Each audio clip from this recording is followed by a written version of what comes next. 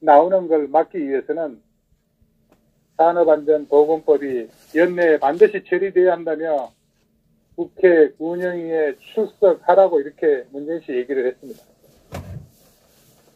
소위 정무수석이라고 하는 인물이 내 자신의 소신과 뜻과는 무관하게 문재인 씨의 한마디에 출석으로 선회한 걸 보면 대통령이나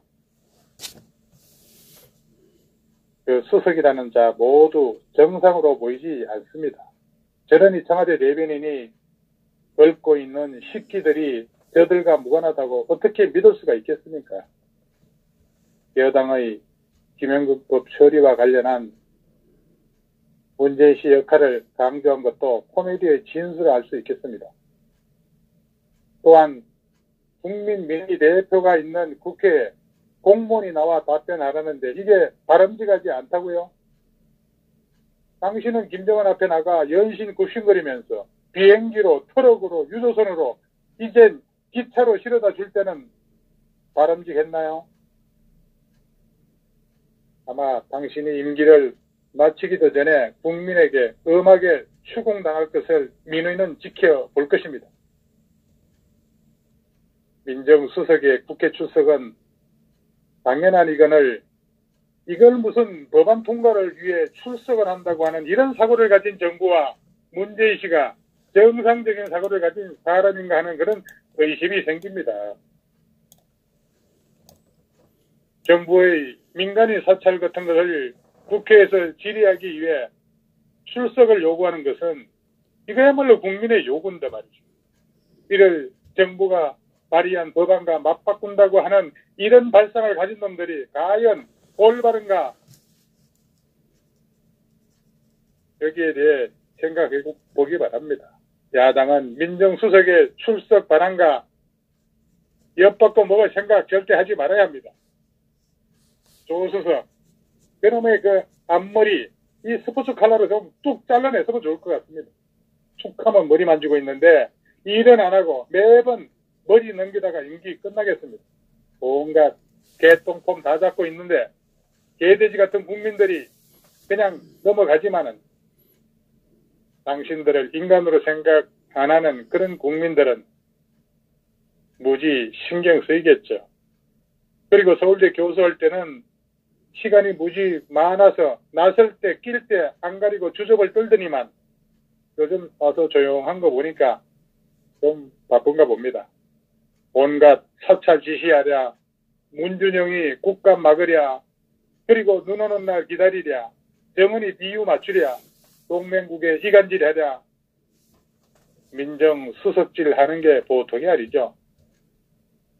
당신은 거기서 나오는 순간 우병우 2탄으로 예약되어 있으니 시험시험 해야겠죠. 그리고 오늘 또 청와대 특별감찰관실의 그런 블랙리스트 관련 소식입니다. 이 환경부 산하기관 8곳인가요? 거기서 뭐 임원 21명에 대해서 사퇴 동향을 담은 그런 문건이 오늘 공개가 됐죠. 아마도 그 파장이 만만치 않을 것으로 보입니다. 그 해당 문건을 들여다보면은 각 그 임원들의 사퇴 요구에 대한 반응, 그리고 이전 정부와의 관계, 이런 것들이 기재되어 있다는 겁니다. 이 문재인 정부에서 이전 정부 관련 인사들을 이 공직에서 배제하고 자기들 쪽 사람들의 일자리를 만들기 위해서 이런 블랙리스트를 작성한 것입니다. 그럼에도 불구하고 청와대는 해당 문건에 대해서 조국 민정수석과 4명의 민정수석실 비서관, 그리고 이인걸이 백간반 반장이죠. 이들까지 누구도 이 자리를 보거나 보고받은 적이 없다, 이렇게 지금 짓거렸는데 이게 이제 거짓말로 널통이 난 겁니다. 검찰로 원대 복귀된 그 김태우 검찰 수사관에 대해서는 대검찰청 감찰본부가 중징계를 요청하기로 했다죠. 그리고 이 김 수사관과 함께 청와대 특별감찰반에서 근무한 그 수사관 2명에 대해서는 경징계를 요구하기로 한 것 같습니다.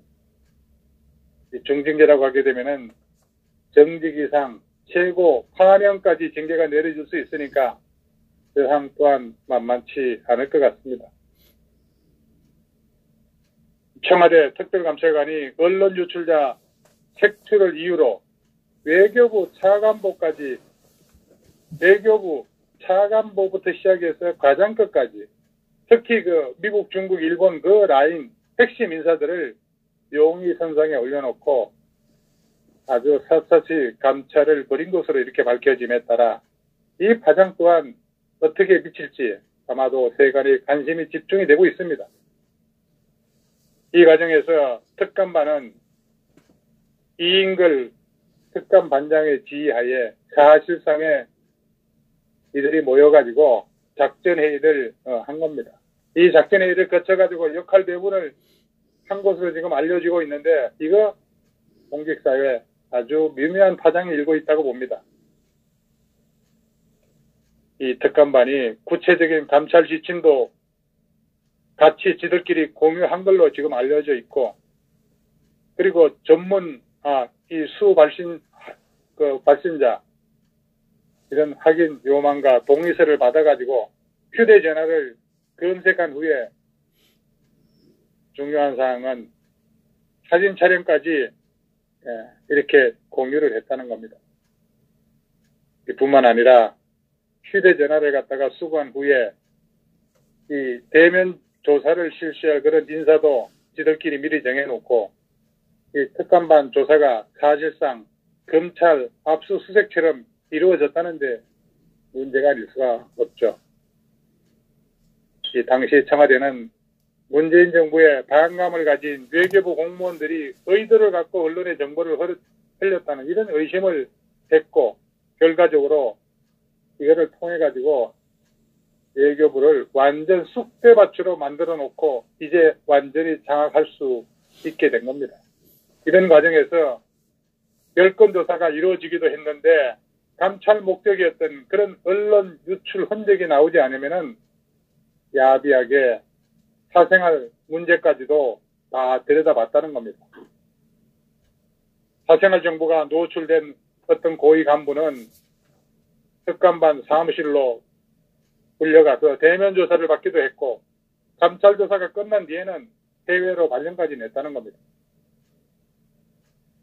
문재인 씨의 적폐청산 이후 대한민국은 중세의 암흑기로 접어들며 김정은이와의 동질성을 회복하고 있는 중입니다. 하는 짓을 보니 확실한 인민재판 정권이 맞습니다.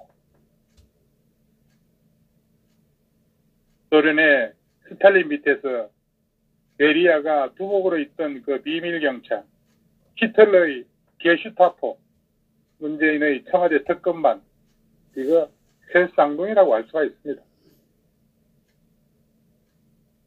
공무원의 인권과 개인정보법을 위반한 이런 천인공노할 만행이 박근혜 정부에서 자행됐다면 주사파와 하부 조직, 노조에 철저히 장악된 신문 방송을 비롯 인권단체니 뭐니 그 많은 종북단체가 벌떼처럼 들고 일어났을 겁니다. 이와 같은 언론 유출 감찰은 기재부, 복지부 이런 다른 부처에서도 반복적으로 이루어졌다는 그 심각성이 간단치 않아 보입니다. 어쩐지 요즘에 그 동북아, 미국, 일본, 러시아, 중국 이 4개국의 외교 관계가 서먹서먹하다더니 그 이유가 바로 이 외교 라인의 말살 때문이었다는 것이 증명되고 있는 겁니다. 우리 한반도를 둘러싼 강국들을 배제하고 오직 국조선과 우리들 민족끼리를 잘 하기 위해서 외교 참사들을 일으키다니 참 문재인스럽습니다. 정권이 바뀌어서 정책이 달라질 수는 있습니다. 그래서 장차관 정도는 바뀌어도 별 무리가 없지만은 전문 외교관들을 홀대하고 의심하고 마치 범죄 수사하다 하는 것은 아니지 않습니까? 그리고 한직으로 내보내는 건 더욱더 아니라고 봅니다. 마치 일반 기업에서 대표, 사장이 바뀌었다고 전문 기술자를 내보내면 누가 일하겠습니까? 제대로 된 제품이 나오겠습니까? 아니지 않습니까? 전 국민을 감시하고 입에 사과를 물릴 날도 멀지 않았습니다. 자신들만 옳고 국민들 먹고 사는 문제보다 김정은이 비유 맞추는 게 훨씬 중요한 집단이 아닌가 싶습니다. 좌파 우파 할 것 없이 역대 대통령이 하던 관행이었는데 박근혜 정권 인사들을 감옥에 보내기 위해 사법부와 짜고 만든 혐의가 블랙리스트 문건 아닌가요? 결국 그 올가미에 지들도 엮였으니 똑같이 감옥 갈 일만 남았습니다. 보복 정치는 항상 부메랑이 돼서 자신한테도 돌아온다는 역사적 교훈을 망각하고 칼자루를 휘두른 어리석은 자들이 말로를 보는 것 같습니다. 특검반은 청와대 누구 지시를 받고 움직이겠습니까? 조국이라고 하는 사람 직계에 있는 것이죠. 문재인 인권 변호사가 대통령이 되고는 인권에 대해서는 북한 김정은 되지 통치하는 듯 하는 그런 느낌이죠. 국민한테 좀 부끄러울 줄 알아야 하지 않겠습니까? 이 정도면은 공산 집단의 특징이 숙청입니다. 숙청. 숙청을 하기 위해서는 반드시 핑계가 있어야 할 테니까 얼마든지 날조하겠죠. 그 대표적인 예가 휴전 직후 박헌영이를 미국 간첩이라는 누명을 날조해서 처형한 겁니다. 아마도 김정은이 세상이 되면은 제2의 박헌영이 나올 테고 그 자는 반드시 처형될 것은 불보듯 원하지 않겠습니까? 권력은 절대 나누어 가지 않는다는 그런 역사의 전명을 가대망상증에 걸려 꿈에 부풀어 있으니 이런 전례를 생각 못하겠죠. 그리고 오늘 이 상공인 소식 좀 한번 말씀드려 보겠습니다. 이 소상공인과 자영업계에 그런 몰아닥치고 있는 그 주휴수당 관련 그런 내용입니다. 이 주휴수당을 최저임금 산정에 포함하는 최저임금법 시행령 개정안이죠. 이게 이제 내일 모레 월요일 날, 다음 주 월요일이죠. 이게 이제 국무회의 통과를 앞두고 있습니다. 그러니까 소상공인, 자영업계 최저임금 인상 공포가 몰아치고 있는 겁니다. 아마 우리 시청하고 계시는 우리 이 최출모님, 장순영님, 바다힘님 잘 알고 계실 겁니다. 그런데 이 주휴수당이라고 하는 이런 생소한 언어에 대해서 이 사업주, 당사자들도 아직 잘 모르고 있는 것 같습니다. 우리 그 장수영님 한번 댓글로 한번 달아보세요. 주휴수당이라고 하는 게 도대체 뭡니까 이게?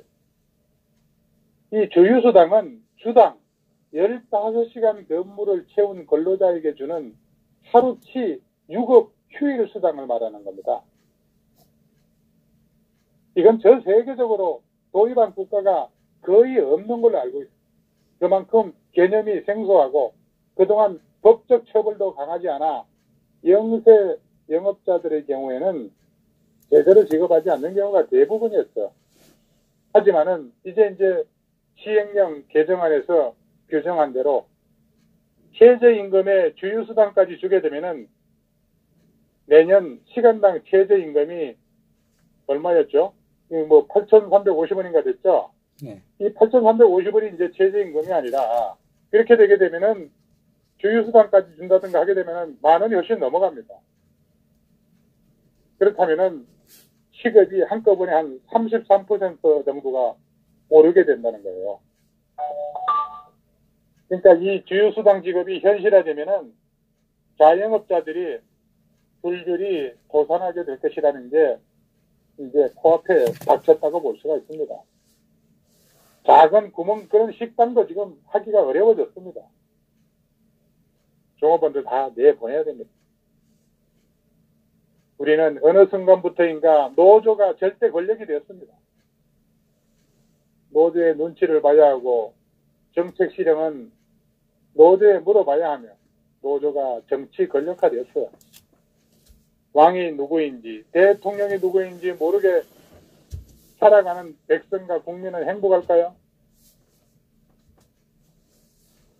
위정 노조는 법 위에 군림해도 되고 여타의 기업과 중소상인은 최저임금 인상 주휴수당을 줘야 하고 주 52시간을 지켜야 합니다. 이거 다 법으로 강제하고 있습니다. 결국 대기업은 귀족 노조로 망하고 중소상인은 경영난으로 청년 근로자는 일자리를 잃어서 모두 망하게 됩니다. 일상 국민의 사회규범을 뒤흔들고 있습니다. 수백조의 복지 예산을 쓰면서도 문재인은 시장 기능에 맡겨둬야 할 그런 기업과 중소상인 모두를 더 나아가 개개인의 일상과 생활마저 간섭하고 강제하려 하고 있습니다.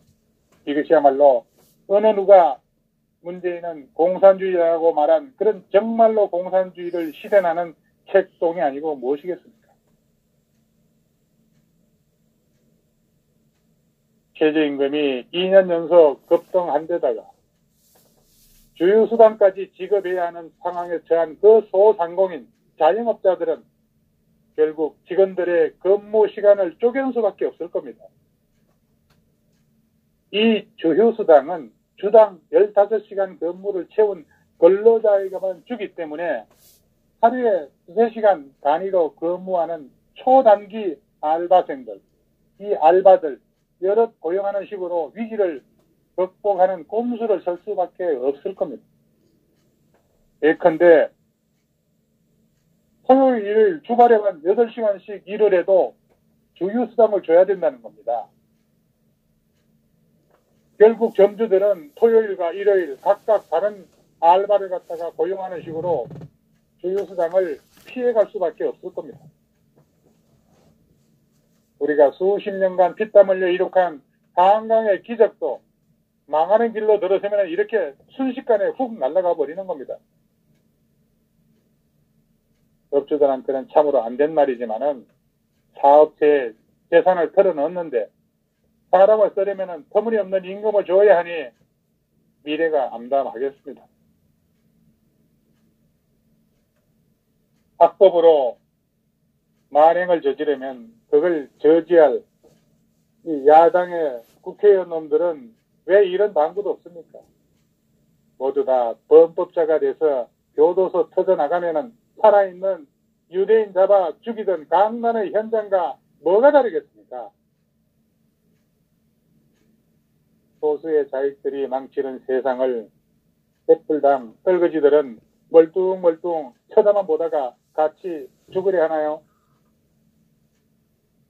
문재인 씨의 찬탈 정권이 들어서면서 대한민국은 기업과 소상공인, 자영업자가 죽어나가고 경제가 파탄나며 군사, 외교까지 파탄나고 계속해서 귀족 노조와 공무원, 시민단체만 잘 살고 있고 어린이, 청소년의 행복지수도 하락하고 있고 또한 청년들의 꿈은 계속 낚이고 있습니다.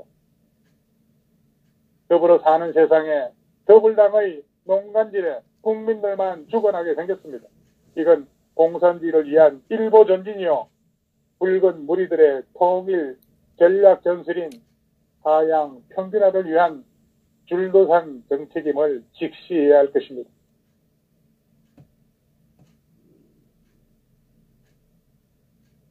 그리고 지금 방금 들어온 뉴스를 이렇게 보니까 이 특감반의 김태우 수사관은 지난해 이인걸 전 청와대 특감반장의 지시로 공공기관 무려 330곳의 그런 고위 임원 가운데 친야권 성향 100명을 갖다가 추려서 감찰을 했다고 이렇게 주장하고 있습니다.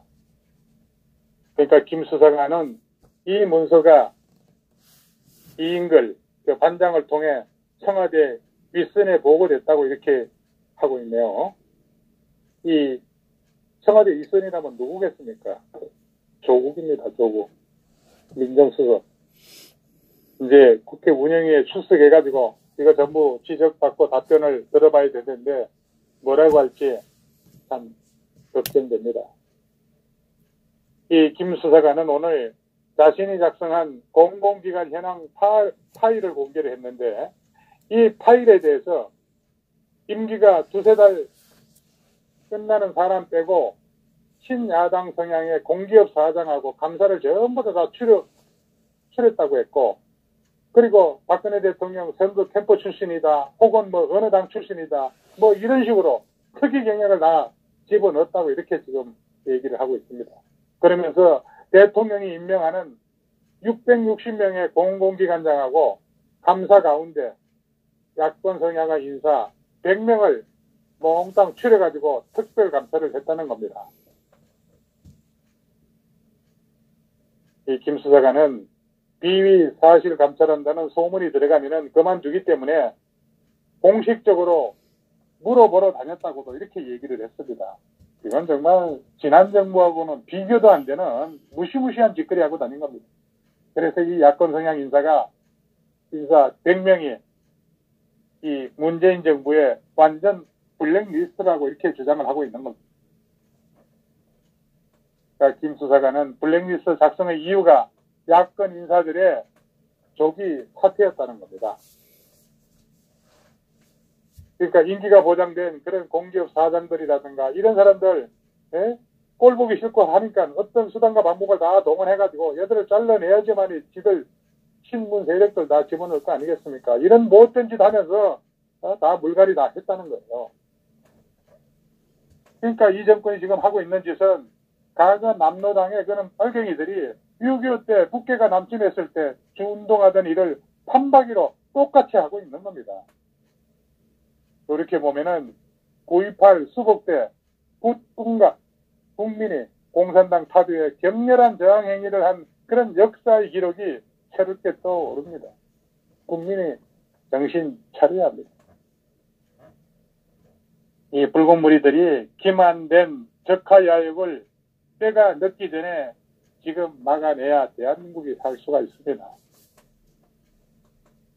철두철미하게 기획하고 블랙리스트 작성한 겁니다. 지난 정권보다 훨씬 더 계획적이죠. 촛불잔치 할 때도 노동조합과 시민 사회단체 동원한 느낌이 있어 주도하는 주체가 누군지 밝히라고 꾸준히 얘기했는데 결국 이들이었고 그 뒤에 더불당이 있었음이 드러난 것으로 판단되는 겁니다. 이 정권 갈수록 괴산이고 썩는 냄새가 강산을 진동시키고 있습니다. 이쯤 되면 탄핵의 전고도 차고 넘칩니다. 이래도 못 끄집어내는 대불당은 모래밭에 혀를 받고 죽어야겠죠. 전략도 없고 투사도 없는 구태의연한 작태로는 정권까지 가져오지 못할 겁니다.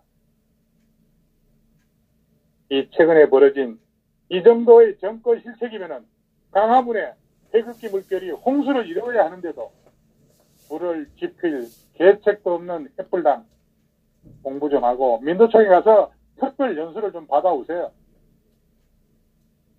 드디어 음모의 블랙리스트 작성 양파 껍질이 벗겨지고 있습니다. 원조 적폐 패당의 국민 기만이었습니다. 여기까지 하겠습니다. 감사합니다. 예, 수고하셨습니다.